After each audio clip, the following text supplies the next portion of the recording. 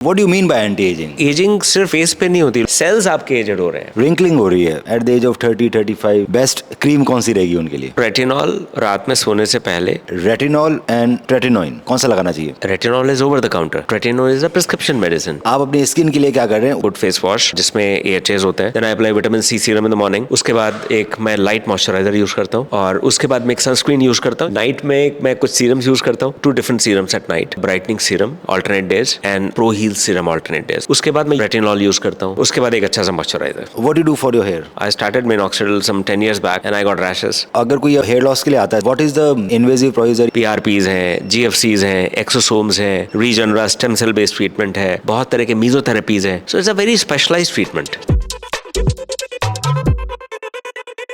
आज हमारे साथ दिल्ली के one of the biggest celebrity dermatologist doctor Pankaj Chaturvedi हमारे साथ हैं। He is a very dear friend, I know him since many year. आज हम लोग बात करेंगे एंटी एजिंग पे। एंटी एजिंग क्या है? So I am an orthopaedic surgeon, as you know. He is a renowned dermatologist, very famous pan India. इनके clinics का नाम मेडलिंग्स हैं। डायरेक्टली क्वेश्चन पे आते हैं। डॉक्टर पंकज, आप मुझे बताइए, what do you mean by anti ageing? Anti ageing क्या चीज है? क्या करना चाहिए? आपके पास इतने सारे पेशेंट आते हैं, everybody wants to become so pretty and beautiful. There are so many treatments around the globe, from Botox, fillers to lasers, red light therapy, and these days peptides are coming. So many exosomes are coming. Salmon DNA, sperm DNA is there. There's so many things are there. So इनका क्या meaning है?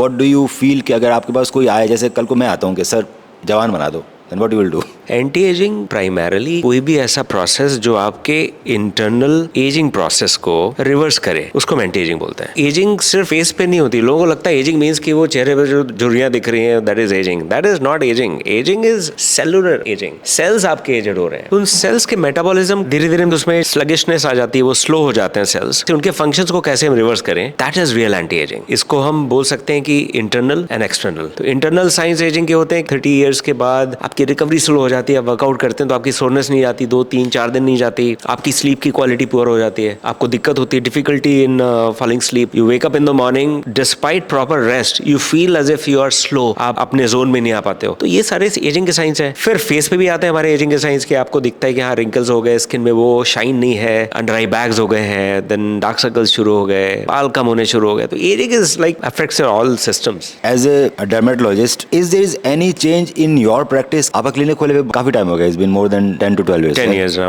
10 years हो गया. So when you started your practice in your meddling clinics, मैं खुद sir का patient हूँ. One of my most handsome patients. So आपने जब अपनी प्रैक्टिस चालू करी थी, तब एंटी एजिंग का क्या मतलब था? जैसे कोई पेशेंट आया तो आप उसके सिर्फ आप उसके स्किन या हेयर को ट्रीट कर रहे थे। अब साइंस कहीं और जा चुकी है। कोई पेशेंट आता है, बोलता है कि सर मेरे रिंकल्स हैं, मेरे स्किन डल हो गई है, लटक रही है, बाल झड़ रहे हैं। सो अब कुछ अलग ट्रीटमेंट है, कुछ आप अलग तरीके से पेशेंट को देखते हैं, वो सेम ही है? It's 360 degree change in our approach. Right. पहले था कि पेशेंट आया कि हमें थोड़ा सा यंग दिखना है। ट्रीटमेंट्स जो थे वो बड़े एक्सटर्नल हुआ करते थे उस वक्त, कि आपने उसका एक केमिकल पील कर दिया कि पिगमेंटेशन कम हो गया, आपने रिंकल्स के लिए बोटॉक्स लगा दिया, या थोड़ा सा आपने उसके फेस पे थोड़ा सा फिलर डाल दिया तो फेस थोड़ा सा यंग दिखने लगा। ये ट्रीटमेंट्स तो डेफिनेटली ट्रेडिशनल ट्रीटमेंट्स हैं जो अच्छा एक इम्पैक्ट लाते हैं, बट आजकल हम स्किन की क्वालिटी पे बहुत काम करते हैं। Right, हमारे ट्रीटमेंट्स हैं, they focus on the skin quality. We use a lot of biostimulators, we use polyl lactic acid to stimulate collagen in the skin, we use salmon DNA, Right. we use exosomes. तो ये जो regenerative medicine है, this is like we are into regenerative medicine the big way. In fact, India में सबसे पहले जो exosome treatments है हमने करना शुरू किया था 2.5 years back, लोगों को पता भी नहीं था, तो उस वक्त लोग PRP कराते थे, and they used to ask कि डॉक्टर ये ने exosome क्या है, तो उसका नाम ही नहीं सुना। Exosomes are growth factors from the human stem cells, Right. packed with so many growth factors. So जी, ये जो एक्सोसोम्स होते हैं, ये बाजार से पैकेट में आते हैं या फिर आप बनाते हैं ब्लड से? They are prepared in few very high quality labs. Okay. Exosomes banana is not an easy work. Right. छोटी मोटी lab नहीं बना सकते, because majority of exosomes are derived from the human placenta or bone marrow. So very few labs have this capacity to make high quality exosomes. Predominantly पहले Korea था, then few American companies they ventured into, and it's a matter of pride that few Indian companies are doing Right. phenomenally well in exosomes. Second thing मुझे बताइए, अगर किसी को wrinkling हो रही है at the age of 30-35, he is feeling और she is feeling that उसकी स्किन में फ्रेकल्स हैं, रिंकलिंग्स हैं, तो सबसे बेस्ट क्रीम कौन सी रहेगी उनके लिए? वो आपके पास नहीं आ सकते, अफोर्ड नहीं कर पा रहे हैं, गरीब है बेचारे, या फिर वो बहुत दूर रहते हैं, they can not afford a good dermatologist, obviously a good dermatologist comes with the price tag, so what cream they should use in day night what ever वे, कि जो उनकी स्किन है ना चमक जाए? अगर आपकी स्किन ऑयली है या कॉम्बिनेशन टाइप है तो रेटिनॉल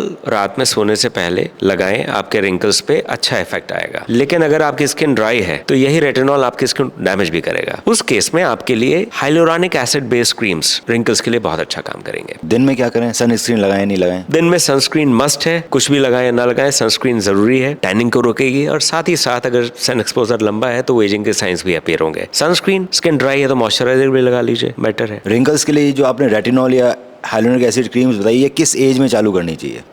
टीनेज में अगर रेटिनॉल लगाते हैं तो आपके एक्ने भी कंट्रोल रहते हैं। रेटिनॉल इज विटामिन ए, तो एंटी एजिंग में देखें तो सबसे ज्यादा यूज विटामिन का ही है। सुबह हम विटामिन सी लगाते हैं तो इससे हमारी स्किन ब्राइट रहती है, राइट। एंटीऑक्सीडेंट प्रोटेक्शन मिलता है कि सनस्क्रीन लगाने के बावजूद अगर कुछ आपकी स्किन में सन डैमेज हुआ तो विटामिन सी उसको रिवर्स कर सकता है। एंटीऑक्सीडेंट, बहुत पावरफुल एंटीऑक्सीडेंट है। विटामिन ए जिसको हम रेटिनॉल बोलते हैं, रेटिनॉल मेनली आपके स्लीपिंग सेल्स जो होते हैं, जो सेल्स डिवाइड नहीं कर रहे होते हैं, उसको डिवाइड करना शुरू कर देता है। तो basically is a real anti ageing molecule. Retinol and tretinoin, अब ट्रेटिनोइन की भी क्रीम आती है और रेटिनॉल के भी सीरम्स एंड क्रीम्स आते हैं, इन दोनों में क्या डिफरेंस है, कौन सा लगाना चाहिए? So they all belong to the same family, लेकिन tretinoin is prescription medicine, tretinoin is very strong. अब ये वही चीज है कि आपको ट्रैवल करना है, आपने अभी भी कार चलाना सीखा तो आप छोटी कार चलाइए, शुरुआत फेरारी से ना करें। But then tretinoin comes in a very cheap price tag, retinol is always expensive. That is true, retinol is over the counter, tretinoin is a prescription medicine, because tretinoin को एक तो सबकी skin में tretinoin suit नहीं करता, it's a very powerful product. तो आपने अगर गलत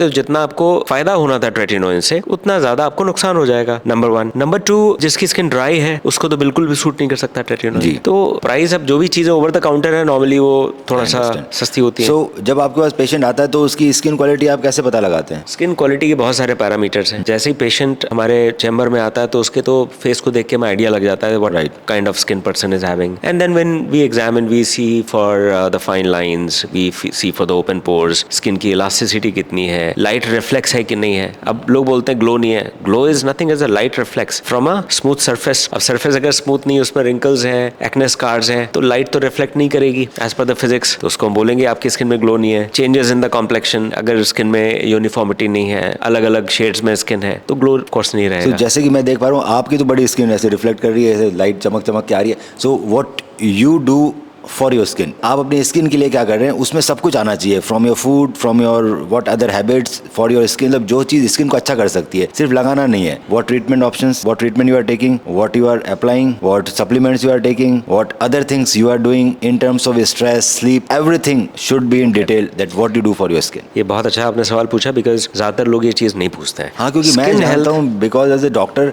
कि सिर्फ स्किन को 4 केमिकल लगाने से और चलो आपने डर्मापेन 4 कर लिया, 10 चीज़ें कर ली, you cannot really reverse it, really make it glow, जब तक आपकी खुद की बॉडी भी अंदर से उसको अलाउ ना करे। तो उसमें एक्सरसाइजेज भी आती है, स्लीप भी आता है, स्ट्रेस भी आता है, पर हर डॉक्टर का कुछ ना कुछ अलग ओपिनियन रहेगा। So just we want to know कि what is your day to day lifestyle for your skin. Skin हमारी बॉडी का सबसे बड़ा पार्ट है, largest organ of the body is skin. जो आपकी बॉडी में चल रहा है वो आपकी स्किन पे भी दिखेगा। सबसे पहली चीज है कि आपकी हेल्दी स्किन के लिए आपकी बॉडी का हेल्दी होना बहुत जरूरी है। I make sure I sleep 7 hours a day. I also make sure कि मैं हफ्ते में कम से कम 4 बार अच्छा वर्कआउट करता हूँ, 60 to 90 minutes. I make sure कि मैं 1 ग्राम पर केजी प्रोटीन इनटेक लूँ, ये कॉन्स्टेंट चीजें हैं। देन आई टेक सप्लीमेंट्स, तो मेरे सप्लीमेंट्स में I take NMN, liposomal, I take resveratrol, I take fisetin, I take quercetin, तो ये सारे और मॉलिक्यूल्स। इसके अलावा मैं विटामिन सी लेता हूँ 1000 milligram a day. Along with that, I also take metformin 500 milligrams once a day. Metformin लेना चाहिए ना। I'm telling these people to take metformin every day. Yeah.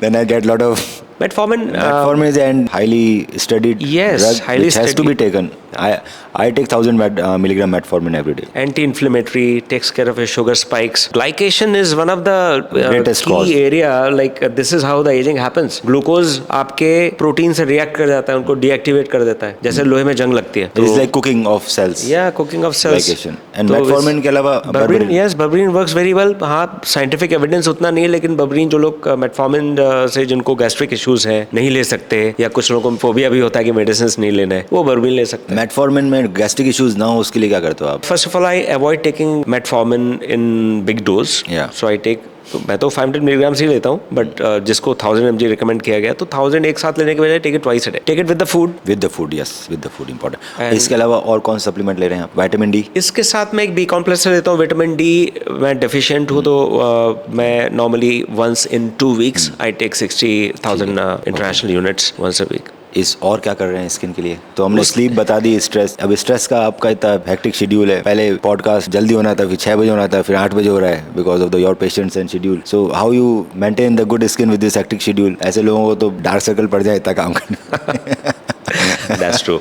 नहीं, हमारे प्रोफेशन में है भी स्ट्रेस तो रहता है, मेडिकल प्रोफेशन में, बट स्ट्रेस को मैनेज करना भी आना चाहिए। You not suppose to be over thinker. बहुत ज़्यादा ओवर थिंकिंग करेंगे तो the stress is going to take care of your Right.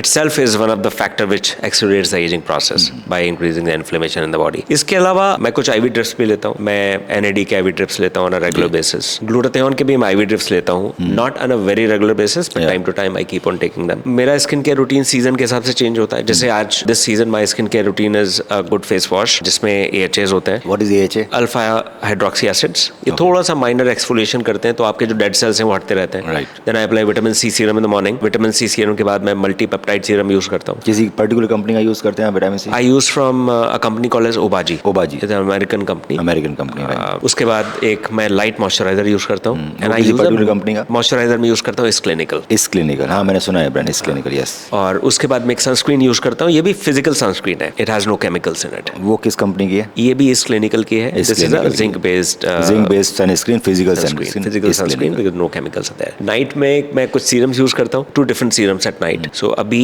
I am using a brightening serum alternate days, and I use a Pro Heal serum alternate days। So brightening serum में क्या है? Brightening serum के जो main ingredients है उसमें glycolic acid है, kojic acid है। They take care of your discoloration, tanning, sunspots. ये किस कंपनी का है? ये इस क्लिनिकल का है। इस क्लिनिकल का है। और इसके बाद आपने क्या बताया? इसके बाद मैं दूसरा यूज करता हूँ प्रो हील सीरम। अब ये ऑल्टरनेट कर दो, एक दिन ये एक दिन ये। हाँ, pro heal serum basically botanical product है, it calms down your skin. इसमें विटामिन सी भी है, रेटिनॉल भी है, फ्यू अदर बोटेनिकल प्रोडक्ट्स है। उसके बाद मैं रेटिनॉल यूज करता हूँ। अब ये दोनों किस कंपनी के हैं? Retinol is from Xenobaji। Xenobaji is a American company. Yeah. Quality wise very good retinol they make. और उसके बाद मैं हाइलुरोनिक एसिड ये जो बेस्ड आपने जो हीलिंग सीरम बताया वो किस कंपनी का है? इस क्लिनिकल। वो भी इस क्लिनिकल का, okay. My majority of the products they belong to 3 brands. One is this clinical, one is Obagi, and third is Xenobaji। उसके बाद एक अच्छा सा मॉइस्चराइजर। वो कौन सा है? मैं मॉइस्चराइजर यूज करता हूँ सिस्डर्मा का। कंपनी। हाँ, विटामिन सी बेस्ड मॉइस्चराइजर। मैंने आपकी बहुत सारी रील्स देखी जिसमें बहुत सारे ट्रीटमेंट करा रहे हो, फ्रॉम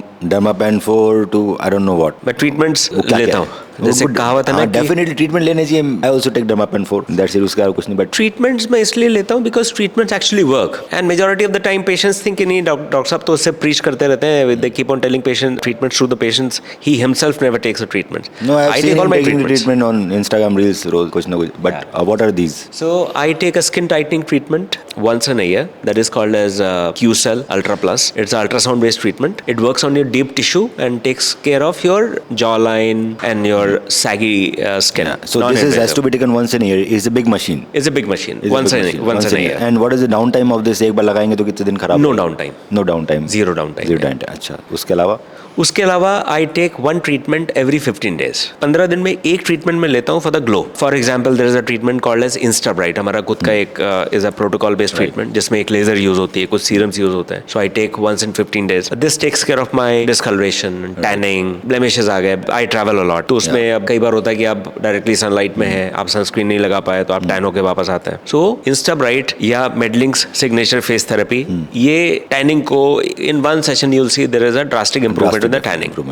और जो दूसरा ट्रीटमेंट मैं कराता हूँ that treatment is little invasive. या तो वो लेजर बेस्ड ट्रीटमेंट होता है रीसर्फेसिंग, या फिर वो माइक्रो नीडलिंग बेस्ड ट्रीटमेंट होता है। और इनके साथ मैं यूज करता हूँ बायोएक्टिव्स, exosomes, salmon DNA, these kind of products। It's your own clinic. Obviously, some people can afford it, but let's be realistic. We're in India. These can become super expensive. So, अगर मैं बात कहूँ कि 1 या 2 treatment बताइए कि कौन सा मंथली लेना है या साल में एक लेना है या दोनों कॉम्बिनेशन करना है, which can be reasonable to a patient. He can afford also reasonably. I will recommend कि आप कम से कम 2 से 3 महीने में एक अच्छी माइक्रो नीडलिंग बेस्ड ट्रीटमेंट के साथ बायोएक्टिव्स जैसे micro needling with high quality exosomes और सैमन डीएनए, ये अगर आप लेते हैं, because these are very versatile treatments, they work on each and every aspect of your skin. वो आपके फाइन लाइंस पे भी काम करते हैं, रिंकल्स पे भी काम करते हैं, आपके पोर्स पे भी काम करते हैं, डिस्कलरेशन पे भी काम करते हैं, and they are not very expensive. I have seen micro needling devices बहुत सारे हैं मार्केट में। अमेजोन पे देखो तो घर के भी हैं, इधर के भी उधर के भी हैं, and the people are like really confuse कि क्लिनिक कौन सा डिवाइस यूज कर रहा है। कुछ क्राइटेरिया है इसका या कोई भी डिवाइस यूज कर सकता है माइक्रो नीडलिंग में? यही प्रॉब्लम है कि एक तो पेशेंट्स को भी पता नहीं है कि क्या देखें। That's why I am asking. Every device अभी जो ये अमेजोन वगैरह पे मिलते हैं, इनकी स्पीड बहुत कम होती है, नंबर ऑफ प्रिक्स पर सेकंड। जैसे हमारा जो एक माइक्रो नीडलिंग का सेशन है, उसमें रफली we give 1.5 million micro pricks पर ट्रीटमेंट। 1.5 मिलियन, मतलब 15 लाख प्रिक्स हो जाते हैं फेस पे एक सेकंड में, in one session. In one session ji. जैसे हमें पता है कि अगर आपकी स्किन में 0.25 mm डीप जाना है तो हमारा डिवाइस 0.25 mm तक ही जाएगा, बिकॉज सबकी स्किन की थिकनेस अलग है। जब हम स्किन को एग्जामिन करते हो तो हमें पता है कि ये कॉम्बिनेशन स्किन है, ऑयली स्किन है, we can go little deeper, किसी की स्किन सेंसिटिव है, थिन है, ड्राई स्किन है, we go little superficial, because we don't want to damage your skin, we don't want to give you that kind of downtime कि आपकी skin में एक बार कर दिया तो आप 10 दिन आपको घर बैठना पड़े। तो precision makes a lot of difference. और उसके बाद जो बायोएक्टिव्स यूज कर रहे हैं, जो बायोएक्टिव्स हैं उसकी क्वालिटी पे भी बहुत ज्यादा डिपेंड करता है ट्रीटमेंट का आउटकम। अब जैसे एक्सोसोम्स, व्हेन वी स्टार्टेड, उस वक्त एक्सोसोम्स इंडिया में थे नहीं, we used to procure from Korea. Then eventually when we studied, we found that exosomes, there are better exosomes available, we change the company. Then one of the company from India, they approached us that we want to make a manufacturing unit for exosomes and we are doing great work in that. तो उनके exosomes को हमने test भी कराया। Over the period of time now we have zeroed down on the product जो हम use कर रहे हैं। 1 ml में देयर आर 3 बिलियन एक्सोसोम्स। अब आप नॉर्मल एक्सोसोम्स जो है मार्केट में मिलते हैं, आप उससे ट्रीटमेंट करिए, एंड हाई क्वालिटी एक्सोसोम से आप ट्रीटमेंट करिए with a good device. Drastic difference in one session. What device you use in the clinic? So I use 2-3 devices. I use Dermapen 4. I use there is a device called as Nanopore. There is a device called as Dr. Pen. So these are devices which I use. Best treatment will be a micro needling session every 2-3 months. Versatile. With a good हाँ, मतलब आराम से आप करा भी सकते हैं, बहुत एक्सपेंसिव नहीं है, and it works in everything. अब फॉर एग्जांपल ट्रीटमेंट्स बहुत हैं, लेकिन ऐसे ट्रीटमेंट्स बहुत कम है जो आपके स्किन के हर एस्पेक्ट पे काम कर रहे हैं। Now let's talk about hairs, because hair fall is a big problem, males females दोनों के अंदर. So what do you do for your hair? I start with you only. Okay, I have a very strong family history of baldness. Yeah. It is genetic. So I knew that I have to take care of my hair. Currently what I'm doing, okay, minoxidil is one of the trusted treatments for the hair, but I'm allergic to it. I started minoxidil some 10 years back and I got rashes. मैंने बहुत सारे formulations change करे, देखे. Every time I got rashes. So I came to know कि मुझे minoxidil suit नहीं करेगा. So these days I'm taking oral minoxidil for myself, which works fairly well. And I also take few treatments time to time. जैसे scalp पे I take GFC therapy, and once in a year I take a treatment called as Regenerai. It is a stem cell based treatment. GFC is growth factor concentrate. Growth factor concentrate. And what is this Regenerai? Regenerai is a only device in the world which uses mesenchymal stem cells to stimulate the hair growth. अभी mesenchymal stem cell, where you get it from? From the scalp. Scalp से निकाल के क्या करते हो? तो इसमें हम क्या करते हैं, is a patented system. We take a very small piece of tissue. दो छोटे-छोटे pieces हम लेते हैं scalp से, 3 mm यहाँ से, local anesthesia से, and then we process these 2 pieces in the machine. The machine has a special filtration system where it extracts a concentrate which is rich in stem cells. Yeah, we also do it. I do it with these adipocyte stem cells. Okay.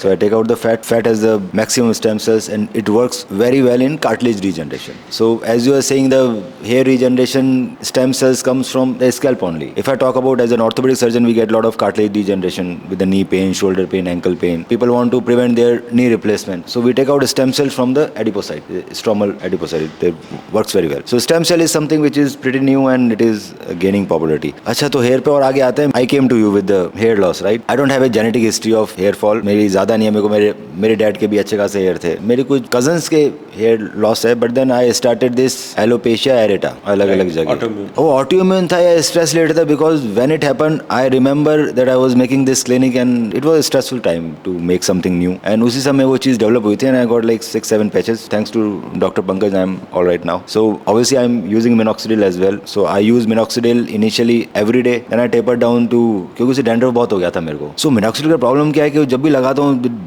Becomes बहुत dandruff हो जाता है. Irritates the scalp. हाँ, it is scalp. तो अब मैं week में एक बार लगा रहा हूँ. And you gave me some medication, I forgot the name. Tofacitinib. हाँ, Tofacitinib, JAK inhibitor. I took that and it was all right. So that's the revolution in alopecia areata. नहीं, बिकॉज मैं बहुत लोगों से मिला हूँ, किसी ने मुझे ये सजेस्ट नहीं किया. I think because your practice and your experience also count definitely. मैं उससे पहले ही मिला था एक दो लोगों से. Minoxidil is something which is very commonly used. So minoxidil boys और गर्ल्स दोनों यूज कर सकते हैं? हाँ, मिनॉक्सिडिल बॉयज और गर्ल्स दोनों यूज कर सकते हैं. पहला तो मिनॉक्सिडिल हेयर फॉल का ट्रीटमेंट नहीं है, हेयर थिनिंग का ट्रीटमेंट है. तो पैटर्न हेयर थिनिंग जैसे है, फीमेल्स में भी होती है, उनका पार्टीशन यहाँ का जो ब्रॉड होना शुरू हो जाता है, स्ट्रॉन्ग फैमिली हिस्ट्री होती है, वो यूज कर सकते हैं. बट फीमेल्स को थोड़ा सा केयरफुल रहना होता है, बिकॉज 5% फीमेल्स में गेट फेशियल हेयर ऑल्सो. चेहरे पे भी बाल आ सकते हैं 5% लोगों में. हाँ. और is there is any association between a hairy baby syndrome and minoxidil के प्रेगनेंसी के आसपास नहीं लेना चाहिए फादर एंड मदर दोनों का, ऐसा कुछ? देखिए, चीज़ें बड़ी सेंसेशनलाइज करने वाली चीज़ है. लोग सेंसेशन फैलाने के लिए ऐसी चीज़ें कर देते हैं. कोई एविडेंस नहीं, कोई एविडेंस नहीं है. और प्रेगनेंसी में मिनॉक्सिडिल यूज़ नहीं करते, कॉन्ट्राइंडिकेटेड है.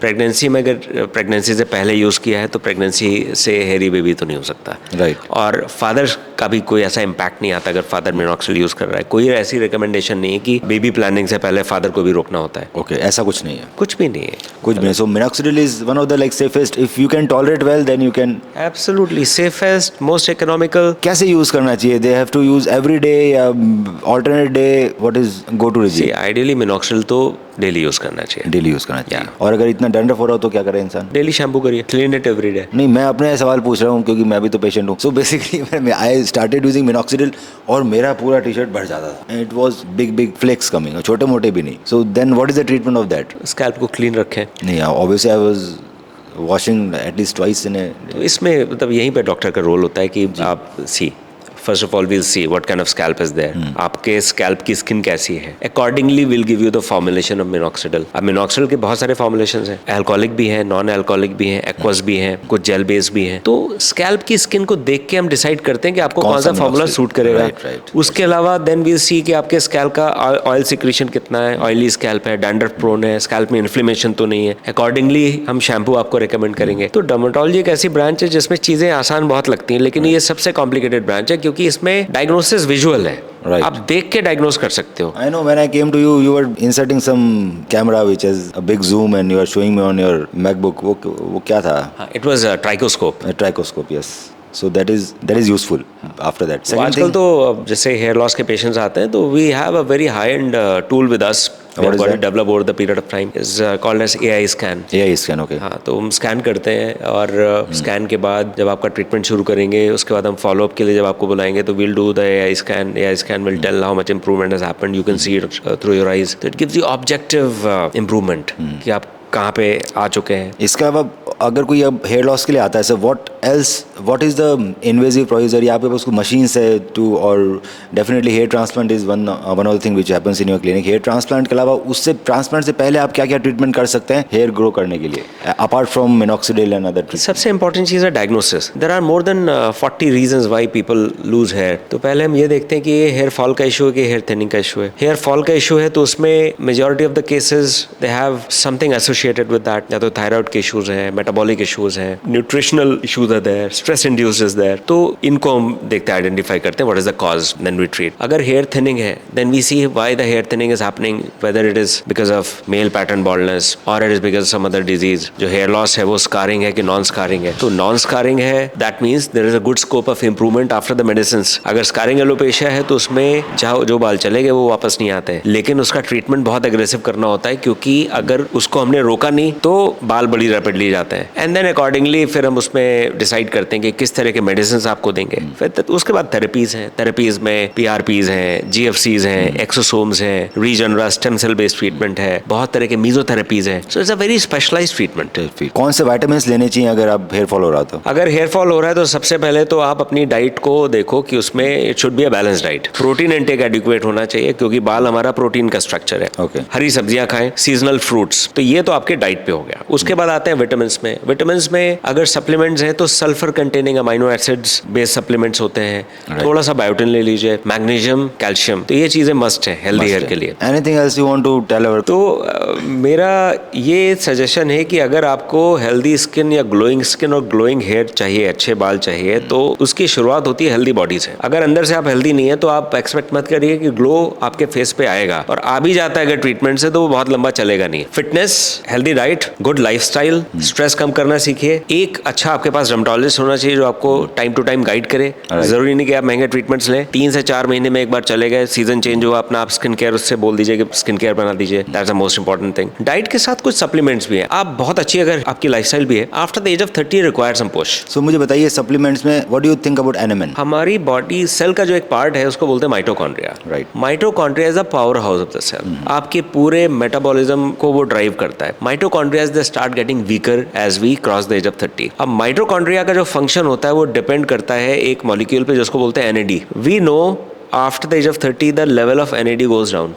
Yes. NAD माइटोकॉन्ड्रिया को फ्यूल करता है और सेल्स कितना रैपिडली डिवाइड करेंगे बॉडी में उसको भी कंट्रोल करता है। DNA repair and everything. DNA repair and everything, yes, exactly. तो उसकी वजह से लोगों की एजिंग प्रोसेस रैपिड हो जाती है। इसी को रिवर्स करने के लिए उसका जो NAD का प्रिकर्सर है NMN, we take in the supplements, I take NMN myself, तो उससे क्या होता है कि थोड़ा सा आपका, और ये क्लिनिकली प्रूवन है, आपके जितने भी सिस्टम्स हैं दे इम्प्रूव। आपको क्या लगता है कि ये दुनिया में जितने भी बड़े सेलिब्रिटीज हैं, जितने स्पोर्ट्स पर्सन है, एवरीबडी इज टेकिंग एनेमन? मैं जितनों को जानता हूँ सारे लेते हैं। और आप बहुत लोगों को जानते हैं? बहुत लोगों को जानता And NMN like really works. I am taking NMN since it's been about 6-7 months. Definitely is a drastic result. हूँ। I'm taking since 3 years In myself. 3 years. Second thing, tell me about quercetin. जैसे आपने बताया आप quercetin लेते हो, what is quercetin? Quercetin and fisetin, ये सारे molecules इनको बोलते हैं सिर्टुइंस। ये बेसिकली आपके सेल्स के जो डिवीजन है उसके पाथवेज पे काम करते हैं। NMN also works with Yes.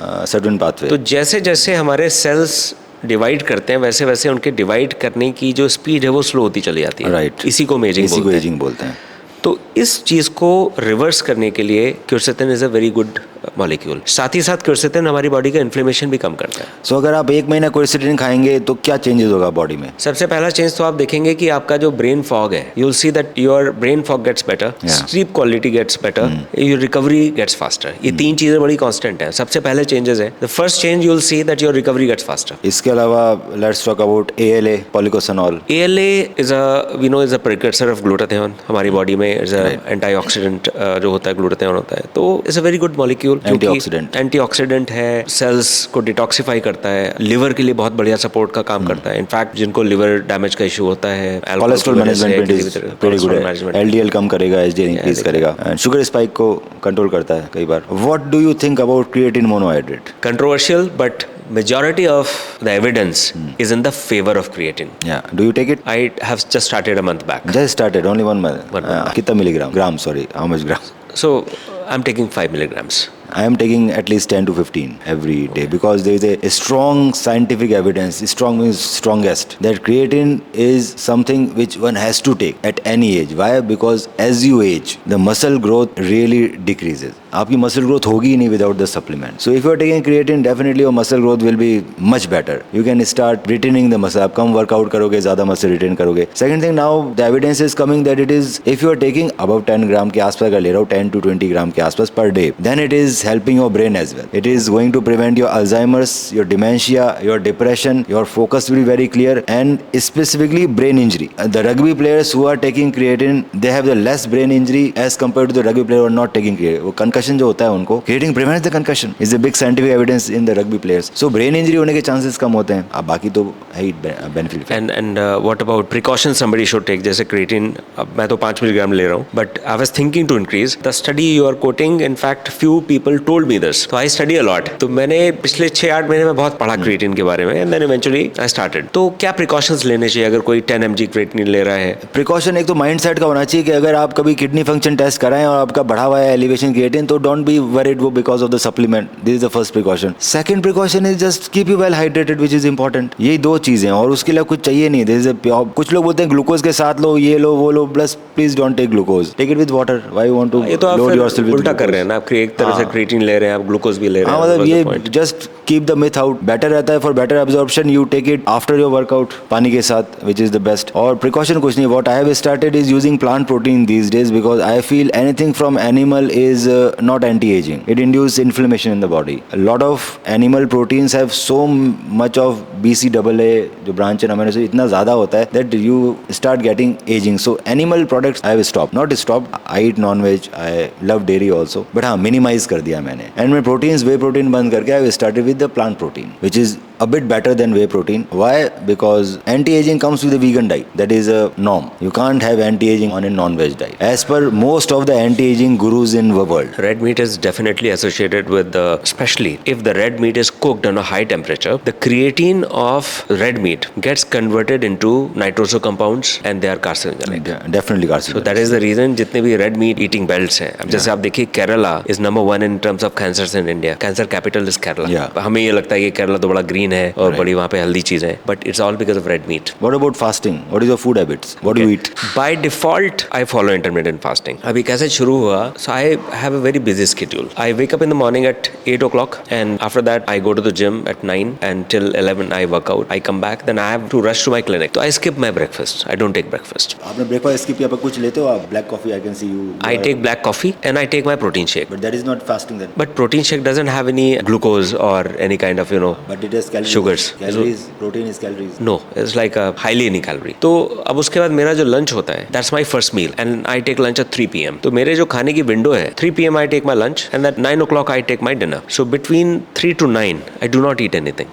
Protein बीच में आ जाता है, तो अब उसको इंटरमिटेंट फास्टिंग नहीं बोलूंगा। वो क्यों आ रहा है बीच में, ऐसे ही पूछो in general, why it is? अगर वो इसलिए बाद में लें तो वो इसलिए आ रहा है because evidence says that when you do weight training your protein intake should be with in 1 hour for the recovery. तो अब प्रोटीन शेक अगर आप लेते हैं बाद में, is not completely use by your muscles because recovery और जो मसल फाइबर्स आप तोड़ते हैं during your workout, they also get repaired in that window. I have some disconnect with this thing, right? When we say intermittent fasting, then it is intermittent fasting. You can't take protein, can't take anything except for black coffee, black tea, green tea, lime water without sugar. Zero calorie things basically. Without sugar, salt के साथ ले लो, और maybe you take nothing calorie. अब protein अगर कोई बाद में भी ले रहा है, see, we are not someone who are bodybuilders. We are not someone who is an elite sports person. We are having a desk job, right? I am an orthopedist and you are a dermatologist. So muscle build up आराम से हो जाएगी. Even if you take protein in your eating window, कोई फर्क नहीं पड़ेगा. Then you will start getting the benefits of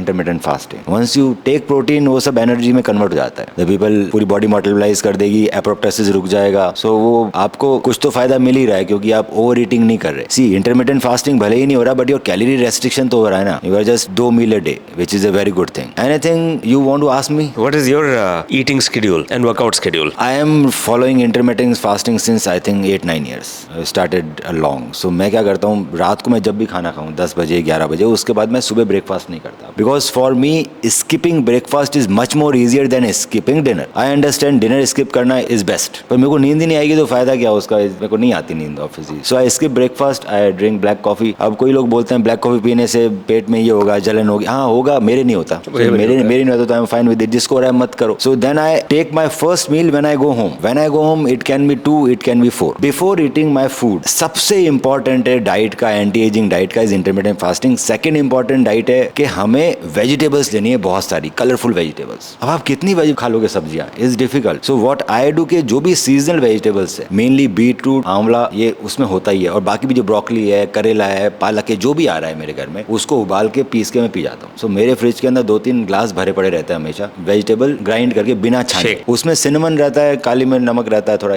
spice, पर cinnamon रहता है उसके अंदर. तो उससे क्या होता है, मेरे को फाइबर्स और वेजिटेबल्स बहुत सारा मिल गया खाने से पहले. Then when I start eating my food, obviously I am not eating non veg, और मैं I trying to become mostly vegan. Is not complete 100% vegan, क्योंकि मैं कभी दूध की आइसक्रीम भी खा ली, जब मन माए कभी तो मन माए, पर हाँ mostly vegan. So I take low carbohydrate वाली रोटी. सो लो कार्ब रोटी में क्या होता है, वीट बहुत कम होगा, सीड्स ज्यादा होंगे, आलमंड होगा, साथ में कभी कभी जवारे, इस तरह की चीजें होंगी. हाँ, I try to minimise my wheat and rice for sure. Wheat and rice is a bit major killer according to me. So I try to avoid it. So बहुत सारी सब्जियां पहले खा ली, उसके बाद मेरी लो कार्ब रोटी हो गई, और नॉर्मल जो भी सब्जी दाल बन रही है, that's it. That's a go to food for lunch and dinner. इसके अलावा जो मेरा पानी रहता है, दैट इज 2 बॉटल भर के के रखता हूँ मैं, मेरे फ्रिज में हमेशा रहता है। सो एक दिन चिया सीड, एक दिन सब्जा सीड्स पानी में भरा रहता है, मैं वही पानी पीता हूँ। दूसरा पानी की बॉटल में रहता है मेरा सिनेमन एंड इलायची, सिनेमन का पाउडर डाल देता हूँ, because cinnamon is something which is big antioxidant, is a big anti aging thing, proven, clinically proven. और सिनेमन जो हम खाने में खाते हैं तो ज्यादातर लोग वो स्टिक डाल देते हैं, उससे तो सिनेमन नहीं जा रहा, पीस के कोई डालता नहीं। सो मेरे सूप के अंदर चला गया सिनेमन और मेरे पानी के अंदर सिनेमन चला गया। Chia seed and sabja seeds is as you know is good for skin as well. So वो दोनों मैं लेता रहता हूँ। इसके अलावा I take plant protein for my protein, क्योंकि इतना आप प्रोटीन ले नहीं पाओगे ना जो मैं खाना खा रहा हूँ। अंडे खाना बंद कर दिया, नॉनवेज कम कर दिया, बाकी मैं वे प्रोटीन ले रहा हूँ। So I have to take plant protein, build up the muscles. Second thing what I feel is the most anti aging thing you can do is getting your muscles big. अब जब बात करते हैं कि जब मसल्स हमें बड़ी करनी है, सो उसमें दो तीन चीजें अटक जाती है कि मेरे घुटने दुखने लग गई जी, कंधा दुखने लग गया, ये टीयर हो गया, कार्टिलेज उखड़ गया, एंकल में ट्विस्ट हो गया। So these things happen because you are doing your training, your workouts without any good guidance. What I mean by good guidance, good guidance, अब एंटी एजिंग एक्सरसाइज लोग मुझे पूछते हैं what is anti aging exercise. Anti aging exercise वो exercise है जिनको करने से आपके जितने भी जॉइंट्स हैं वो खराब नहीं होते, दैट्स इट। मसल तो किसी भी एक्सरसाइज से बढ़ा लोगे, पर वो मसल को बढ़ाने के चक्कर में घुटने घिस लो, कंधे खराब कर लो, ड्रूप शोल्डर कर दो, गर्दन अकड़ जाए, देन इट इज कितने समय तक आप वो एक्सरसाइज कंटिन्यू कर सकते हो। So that is anti aging exercise which we do. कौन सी ऐसी एक्सरसाइज है जिससे आपको लगता है कि ह्यूमन लॉन्जेविटी पे सबसे ज्यादा इम्पैक्ट आता है? सभी एक्सरसाइज से ह्यूमन लॉन्जेविटी पे बहुत ज्यादा इफेक्ट आता है। अगर मेरी बात पूछे तो स्ट्रेंथ ट्रेनिंग इज समथिंग जो सबसे ज्यादा काम की है। साथ में आप hit HIIT high intensity interval training introduce करा सकते हैं, ये दोनों लॉन्जेविटी इंक्रीज करती है। सेकंड थिंग, स्ट्रेंथ ट्रेनिंग जिंदगी भर करने के लिए आपको एक अच्छा कोच चाहिए। जैसे शायद आपको ध्यान होगा, कुछ लोगों को मालूम है, कुछ लोगों को नहीं मालूम है, doctor Pankaj is from AIIMS, UG PG both, right? PG from AIIMS की PG मतलब the top most college you can imagine in India. That's why he is so brilliant, because he is from AIIMS. अब कोई YouTube से बन के doctor बन गया होगा, क्या आप जाओगे? तो लोग क्या करते हैं, जब अपने प्रोफेशन को चूज करते हैं या फिर अपने टीचर को चूज करते हैं, मैं स्कूल्स की बात कर रहा था। सो स्कूल्स में क्या होता है कि आप अपने टीचर को चूज करो तो बहुत अच्छा, तो आपने प्रोफेशन के लिए तो बहुत अच्छा टीचर ले ले, तो अपने हेल्थ के लिए कब आपने अच्छा टीचर लिया? हेल्थ के लिए या तो आपने यूट्यूब के वीडियो देख लिए, या खुद नहीं एक्सरसाइज कर ली, या ज्यादा आपके जिम में जो स्ट्रेंथ एंड कंडीशनिंग कोचेज है आपने उनसे ले ली जानकारी। पर are these people sufficient to give you enough knowledge about these things? And there is a big no about it. Why? Only profession in India, there are two profession which can really guide you what exercise you need to do. First is sports physiotherapist, end of story. Second is sports medicine PG. So sports physiotherapist बहुत लंबे समय से India में, जब मैं बात करता हूँ sports medicine PG, it is a recent branch. मतलब when I was doing my SRship from Safdarjung, तब वो पहला PG आया था इंडिया में, I think in 2014. That's very new. हाँ, तो स्पोर्ट्स मेडिसिन PG 2000 मतलब 10 साल पुरानी ब्रांच है, तो you can't see sports medicine doctors still in India, मुश्किल से 10-12 सीट्स हैं। So now the best way to learn exercises is from sports physiotherapist. They are going to tell you कि जैसे सपोज मैं बात करता हूँ शोल्डर की, कि अगर आप शोल्डर में गलत से एक्सरसाइज करोगे your rotator cuff will get torn for sure, आज नहीं तो कल। How to prevent rotator cuff exercises? Shoulder mobility is important. So sports physiotherapist को मालूम होगा कि शोल्डर मोबिलाइज कैसे करते हैं, थ्रू स्टिक, एक्सटर्नल रोटेशन में आना चाहिए, इंटरनल, ये वार्म अप का पार्ट है। Then they are going to train rotator cuff before you hit your deltoid. अब रोटेटर कफ जब ट्रेन करेंगे तो कई तरह से करेंगे, सेंट्रिक करेंगे, ई सेंट्रिक करेंगे, थेराबैंड से करेंगे, डंबल से करेंगे, they are keep on changing it. इसके बाद वो स्कैपुला पे आएंगे, that they will do lot of exercises of scapula के अराउंड जो मसल्स है, उसमें VY आता है, VYW आता है, T आता है, बहुत सारी ऐसी एक्सरसाइज होती है। अब ये जब तीनों करेंगे इसके बाद ही आपको डेल्टॉइड हिट करनी है, then you are going to preserve your rotator cuff, your posture will be erect, आप झुकोगे नहीं क्योंकि आपका स्कैपुला भी, and your neck pain will be gone. Neck की एक्सरसाइजेज जनरली कोई नहीं कराता, which is the most crucial part. Neck की हम एक्सरसाइज नहीं करते हैं जिम में, इसलिए लोगों के कंधे कट जाते हैं। रोटेटर कफ टीयर इतना कॉमन है कि बेंच प्रेस मारते हुए रोटेटर कफ होता है, there lot of patients comes to me. उसके बाद और नीचे आते हैं कमर। अब कमर की इंजरी वेट उठाते हुए हो गई, मुझे भी हो गई, I have listhesis L4 L5। Doctors have told me surgery, every doctor, every spine surgeon जो इनको मैं जानता हूँ, ऑब्वियसली मैं काफी लोगों को जानता हूँ, they have suggested me surgery. But अगर मुझे रूटीनली देखोगे मैं अच्छा खासा काम कर रहा हूँ, I do lot of workout, good workout, I've seen good workout. Why? Because my physiotherapist has incorporated core inside every set. So मैं हर सेट के बाद कोर करता हूँ, different type of course. Planks करेंगे, side plank करेंगे, rotational stability करेंगे, and it is so aggressive and so lengthy कि core का ट्रेनिंग उतना हो रहा है जितना पूरा बॉडी का ट्रेनिंग हो रहा है, because I have this injury. And then extension allowed नहीं है मुझे, तो extension तक नहीं जाते थे, so many things. उसके बाद अगर मैं नी की बात करूँ, so नी में अगर आप सिर्फ स्क्वाट्स करेंगे और जो आपका ट्रेनर बता रहा है वो सिर्फ वो एक्सरसाइज करेंगे, तो डेफिनेटली आपका पटेला माल ट्रैक करेगा, वो पटेला नीचे से घिसने लगेगा, and you develop chondromalacia patellae. उसको बचने के लिए we have to train your hips, specifically hip flexors important. Then IT band जो साइड में होता है वो स्ट्रेच होना चाहिए, तो IT band stretching through foam rolling. Then there has to be focus on your VMO strengthening जो patellar trekking के लिए होता है। सो दीज एक्सरसाइजेज मैं देखता नहीं मेरे जिम में होती हुई, which we do every day under the guidance of sports physiotherapist. वो इसलिए नहीं होती क्योंकि जिम में स्पोर्ट्स फिजियोथेरेपी है ही नहीं। सो बहुत सारी कम से कम 60% एक्सरसाइज आप लोग मिस कर रहे हैं। तो मिस करोगे तो you will and up in injury और आप लॉन्ग टर्म नहीं जा पाओगे। All the celebrities, all the big sports person, they train under the guidance of sports physiotherapist, full stop. And strength and conditioning coach comes after it. ये दोनों का combination होता है, तभी वो इतना लंबे समय तक 80 साल तक एक्सरसाइज कर पाते हैं। अदरवाइज कपड़े खत्म हो जाते हैं टूट टाट के। तो मैं कब आ रहा हूँ आपके स्टूडियो? आपका ये सर कभी आ जाओ। दूसरा, अगर कुछ लोग नहीं आ पाते हैं, so what I have started that what ever exercise I am doing, और मुझे इतना ड्रास्टिक फर्क पड़ा है इससे, मैं अपनी सारी एक्सरसाइज रिकॉर्ड करके इंस्टाग्राम पे डाल देता हूँ। Day 1, Day 2, Day 3, Day 4. So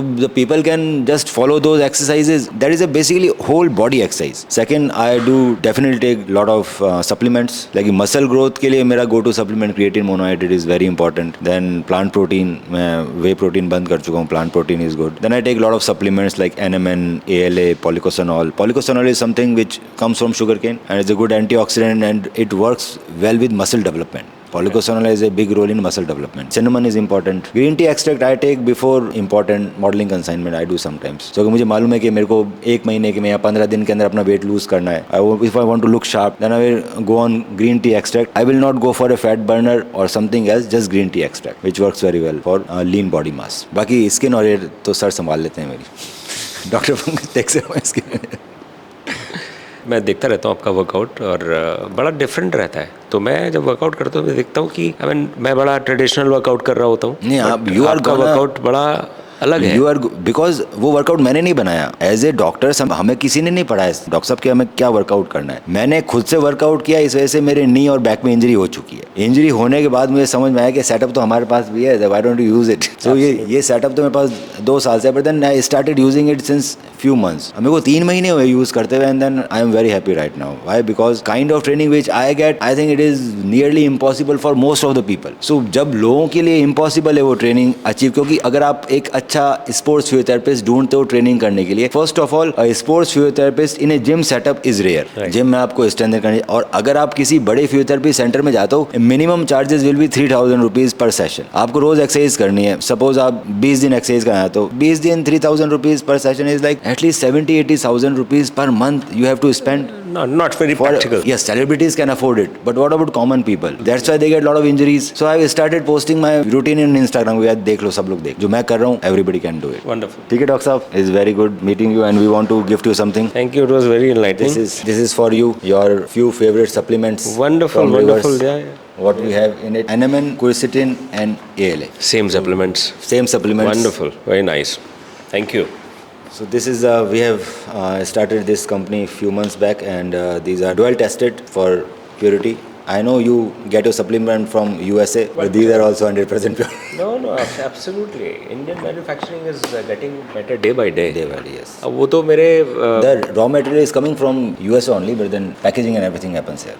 beautiful packaging and all the best. Congratulations. And आइए आप for your knees and shoulder. Definitely. We're always there. Pakka, I'll come. If you want to take consultation from Dr. Pankaj, then he has clinics in 3 places, as I know. In Golf Course Road, Gurgaon. Safdarjung Enclave. near Ames, Medlings, and Punjabi Bagh. Punjabi Bagh. Very important thing. Now, when we were talking before this podcast, he told me that he is coming with something else, a bigger thing in Golf Course Road, Gurgaon, about anti-aging. What is that? I'll not disclose much, but we are coming up with something for the real internal anti-aging. So supplement wise, Dr. Manu Bora के reverse supplements काम करेंगे, और उसके बाद we have got few machines, few equipments to take care of your metabolism, your mental health, to take care of the toxins. तो हम इन चीजों पे काम कर रहे हैं. And when you come to Gurgaon, आपके गुड़गांव के days कौन से हैं? गुड़गांव में फ्राइडे आता हूँ. Otherwise I have a Friday. team of gold medalist dermatologists. तो हमारे क्लिनिक पे dermatologists रहते हैं. So because my clinic is just next, very ये close. एक ही रोड का अंतर है. Yeah. Then you come on Friday for training. Let's fix your knees and. Definitely. शाम को 1 घंटे पहले फ्री होके I'll come to the studio. चलिए. Thanks a lot. Thank you guys.